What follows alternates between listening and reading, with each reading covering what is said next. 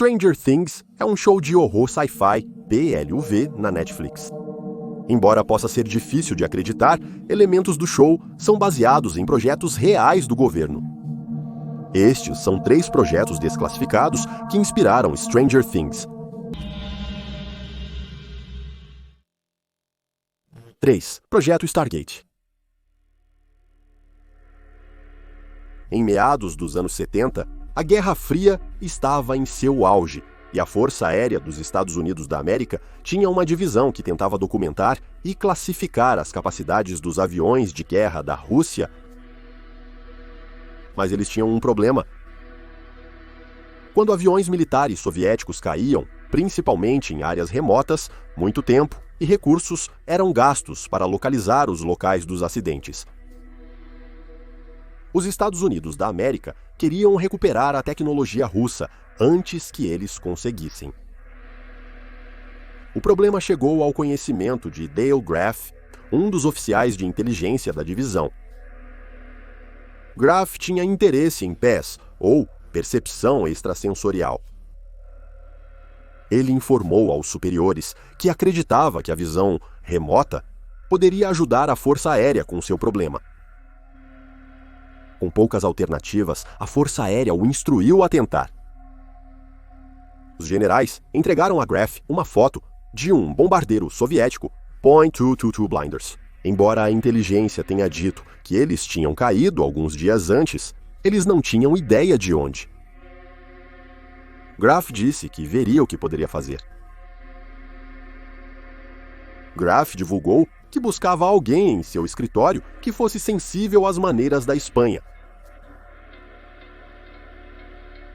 Rosemary Smith, secretária na unidade de fotografia por satélite, bateu em sua porta. Ela acreditava ter as habilidades que Graff buscava. Graff mostrou a Smith a foto do bombardeiro e perguntou se ela tinha alguma impressão sobre ela. Rosemary estudou a foto por um quarto de hora e então pegou uma caneta e papel e começou a rabiscar. Para Graff, seus desenhos pareciam rabiscos aleatórios. Mas o que mais impressionou Graff foi como Rosemary parecia estar em um estado alterado de luz enquanto desenhava. Minutos depois, ela tinha um mapa gráfico bruto, porém identificável. E Rosemary disse que sentiu que o avião havia caído em uma área remota e montanhosa perto de um lago. Ela marcou um X no mapa onde acreditava ter sido o local do acidente, embora não soubesse o nome da região. Ela também afirmou ter sentido que o piloto saltou antes do acidente. Graff escreveu um relatório sobre a descoberta de Rosemary e o levou com o mapa dela para seus superiores. Dias depois, ele e Rosemary foram convocados para um briefing sigiloso, onde um mapa de Zaire no Congo foi colocado em uma mesa ao lado do desenho de Rosemary. Os dois eram uma combinação. A Força Aérea informou que o bombardeiro russo havia sido capturado por um líbio que buscava refúgio nos Estados Unidos da América. Agora eles sabiam a área geral, África, mas então Rosemary se aproximou do mapa do Congo do exército e desenhou outro X.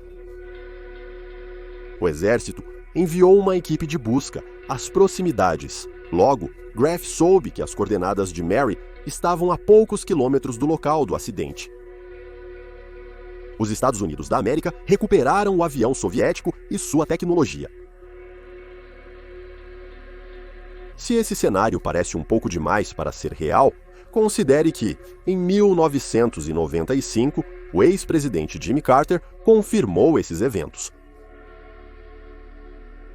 Segundo o livro Fenômenos de Eddie Jacobson, ao discursar para estudantes em Atlanta, Carter admitiu ter ficado impressionado com as habilidades de Rosemary Smith. Ela nos deu coordenadas de latitude e longitude, disse Carter ao grupo. Focamos nossas câmeras de satélite naquele ponto e o avião estava lá. Percebendo o potencial de visualizadores remotos para inteligência, a Agência Central de Inteligência iniciou projetos secretos para testar outros sensitivos. Diversos projetos separados foram posteriormente unificados no projeto Stargate. O escopo dos experimentos do Stargate com visualizadores remotos foi ampliado. Em vez de focar somente na percepção extrasensorial, os pesquisadores também buscaram verificar se um sensitivo poderia, de fato, gerar resultados com sua mente.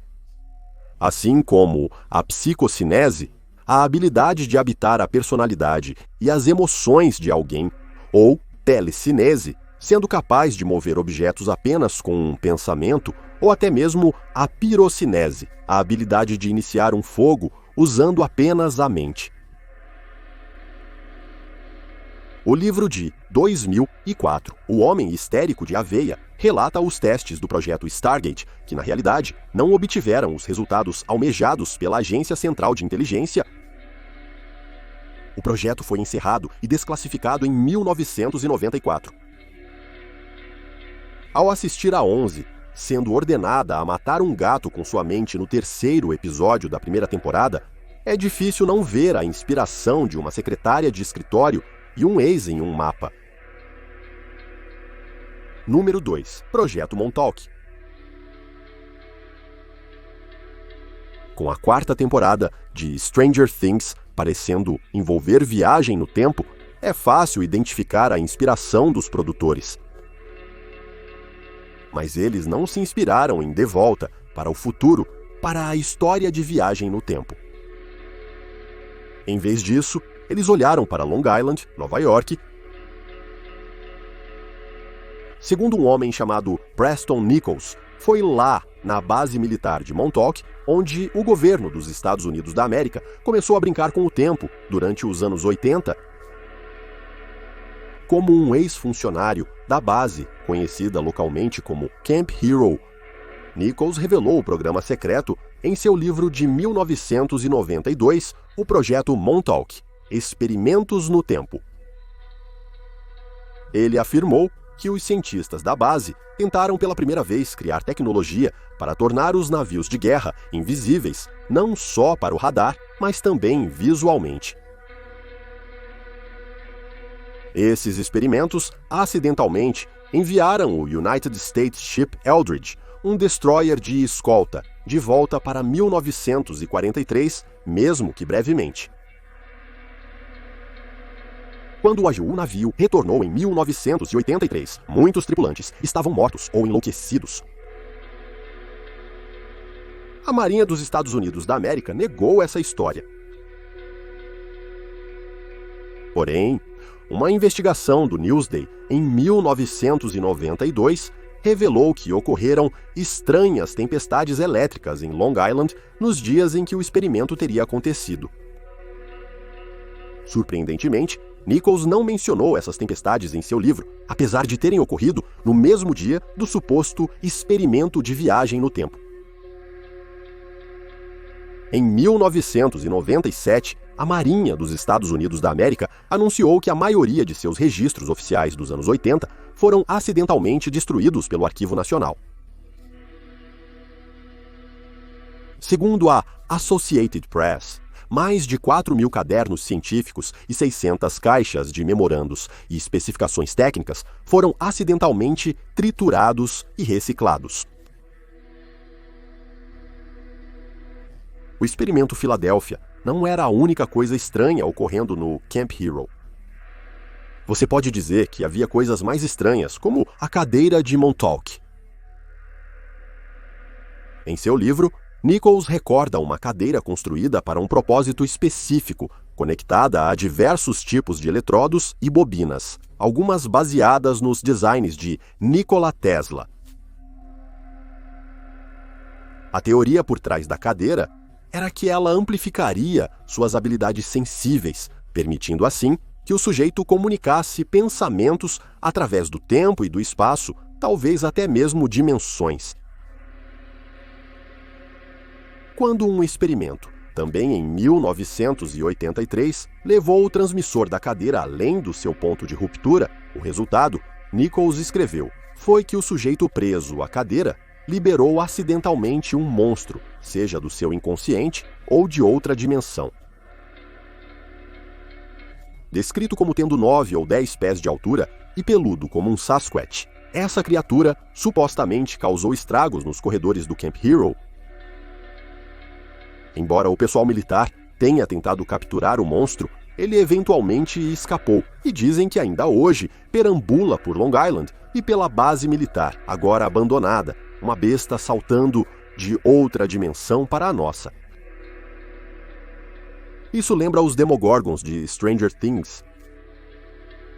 Talvez não seja surpresa que os irmãos Duffer originalmente queriam chamar seu show de Montauk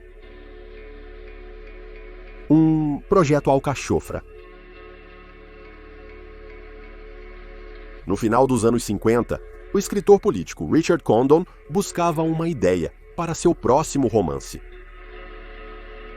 Usando seu Rolodex de contatos, ele logo se sentou para entrevistas com ex-militares e pessoas da comunidade de inteligência. Logo, ele ouviu falar de uma iniciativa governamental discreta chamada Projeto Alcachofra. A essência desse projeto era que a Agência Central de Inteligência estava experimentando hipnose, tentando alterar o comportamento de alguns sujeitos de teste não voluntários. Aparentemente, a empresa baseou seu projeto em projetos semelhantes realizados pelos russos. Isso foi tudo que Condon precisava ouvir. Ele começou a escrever o romance de 1959, O Candidato da Manchúria, sobre um homem que foi hipnotizado para tentar assassinar um Estados Unidos presidente. A história foi adaptada para um filme de 1962, estrelado por Lawrence Harvey como o inocente Patsy, programado para matar. À primeira vista, parecia um emocionante, fantasioso thriller político. Mas quando o presidente John F. Kennedy foi assassinado um ano depois, mais de um teórico da conspiração arqueou a sobrancelha. O projeto Alcachofra e outros experimentos sombrios como ele foram logo encerrados. Mas a pesquisa foi fundida em uma nova iniciativa da Agência Central de Inteligência chamada MK-ULTRA. Este novo projeto guarda-chuva incorporou não apenas a hipnose como meio de controle, mas também adicionou drogas ao seu arsenal, especialmente o dietilamida do ácido lisérgico. Cientistas da Agência Central de Inteligência administravam drogas psicotrópicas em pessoas sem o seu consentimento para tentar manipular seus pensamentos. Em um caso, um cidadão dos Estados Unidos da América, acusado de roubar documentos ultra-secretos, foi torturado com doses crônicas de uma droga visando forçar uma confissão. Ele acabou recebendo $600 mil do governo por confinamento indevido. Em outro caso, tornado famoso pelo docudrama da Netflix, Wormwood, um agente da Agência Central de Inteligência foi acidentalmente drogado com dietilamida do ácido lisérgico, o que o levou a cometer suicídio pulando de uma janela alta. Mas o MKUltra continuou durante a década de 1960. Contudo, os cientistas descobriram que o dietilamida do ácido lisérgico não proporcionava os resultados desejados de soro da verdade e lavagem cerebral. Então, a empresa abriu seu armário de medicamentos para também testar os efeitos de psilocibina, mescalina e até mesmo heroína, todos em sujeitos que estavam mal informados ou desconheciam os testes. Há aqueles que acreditam que Sirhan, o assassino de Robert Kennedy, em 1968, foi um participante não identificado nas experiências do programa. Um dos homens que acreditava nisso era o próprio advogado de Sirhan, Lawrence Teeter.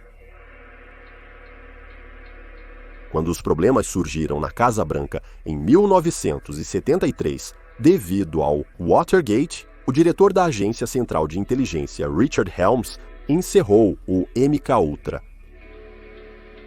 Temendo que os programas secretos do governo fossem expostos pela investigação do Watergate, ele ordenou a destruição de todos os documentos do MKUltra. Os poucos documentos que temos hoje são apenas coisas que faltaram ser arquivadas no Arquivo Nacional. Em Stranger Things, primeira temporada, episódio 3, Hopper descobre que o Dr. Brenner pode ter se envolvido no projeto MKUltra. Ele cita o nome do programa. E isso porque MKUltra não é apenas uma conspiração sombria, inventada por pessoas com chapéus de alumínio. O programa era real. Foi investigado pelo subcomitê do Congresso em 1977. Incrivelmente, ou talvez corretamente, o comitê era presidido por Edward Kennedy. No fim, o MKUltra foi tido como um fracasso por seus próprios participantes. Em seu livro, A Busca pelo Candidato da Manchúria, a Agência Central de Inteligência e o Controle da Mente. Segundo John D. Marks, não se pode afirmar com certeza que nunca encontraram uma técnica para controlar as pessoas, apesar de sua inclinação de que o espírito humano derrotou os manipuladores. Uma metáfora adequada para a jornada da personagem Eleven em Stranger Things. Obrigado por assistir ao vídeo. Esperamos que você tenha achado interessante. Se você achou interessante, por favor, certifique-se de se inscrever. Novo vídeo sobre o paranormal semanalmente. Se você descobriu este canal agora, confira também o nosso outro canal, Criminally Listed. Temos mais de 325 vídeos com histórias de crimes bizarros, porém reais. Você pode encontrá-lo em YouTube, com Criminally Listed. Também temos um podcast sobre casos não resolvidos que foram eventualmente solucionados, chamado Criminally Listed Presents into the Killing. Você pode encontrá-lo no Stitcher, Spotify, Amazon Music e onde mais houver ótimos podcasts. É tudo por hoje. Obrigado por assistir.